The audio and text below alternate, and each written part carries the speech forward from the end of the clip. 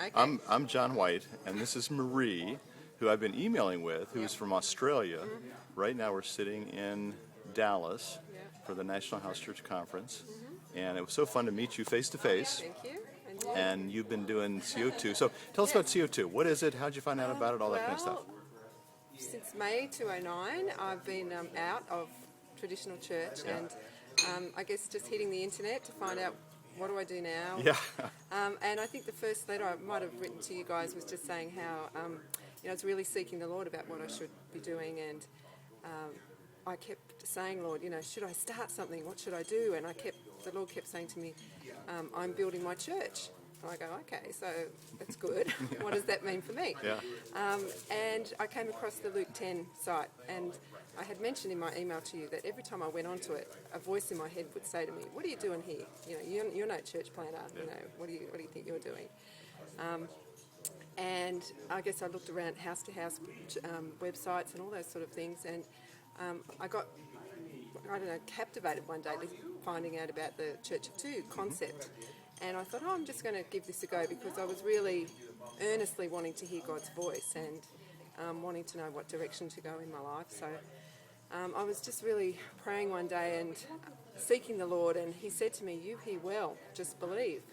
And so I wrote that down in big letters, and so then I thought I'd just start CO2ing by myself, which I did for several months, just started journaling. Yeah. And I was just it was quite amazing what I started to get.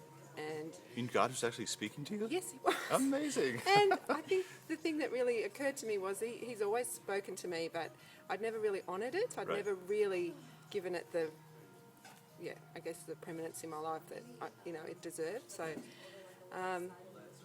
so I started diarying and writing stuff down, and then I'd go back and look over it and think, gee, that's so incredible. So at Easter, just a few months ago, I met a woman at a Christian music conference sort of thing that my kids were at. We were camping next to each other, and I was just sharing this CO2 thing, and she just literally jumped out of a chair and shook my hand and said, can I be your partner? So we have this. You didn't have to talk her into this or anything, right? No, she was just so ready, and she'd been really seeking the Lord. She's been in a house church thing for about 4 years and just feeling a bit dry, and there's got to be more to this. And we have this admiration for each other. I mean, she sees visions. She's a very amazing woman, and so we sort of have this very different. We're coming at it from very different ways, but together we're just quite amazing. So we just recently met up together for the second time, even to though actually meet each other. Yeah. So you're doing this like long distance. We do it. We're 1,000 kilometres apart, which is nothing in Australia. Yeah, just next door. Initially, we were trying to call each other every day. I mean, I've got 4 children. She's got 3. Wow. And a business, and it just wasn't working. So we kind of do it to touch base about 2 or 3 times a week. Okay. Very good. Sometimes just a text, but we can have some long conversations. And recently, we've just spent a weekend together where we went to see Felicity and Tony Dale. Yeah. And we just had this fantastic few days together where we went bushwalking and prayed a lot together.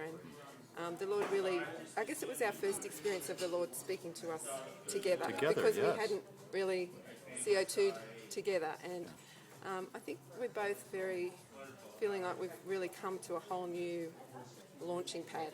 And we're very excited and to see what, the future holds. Yeah. So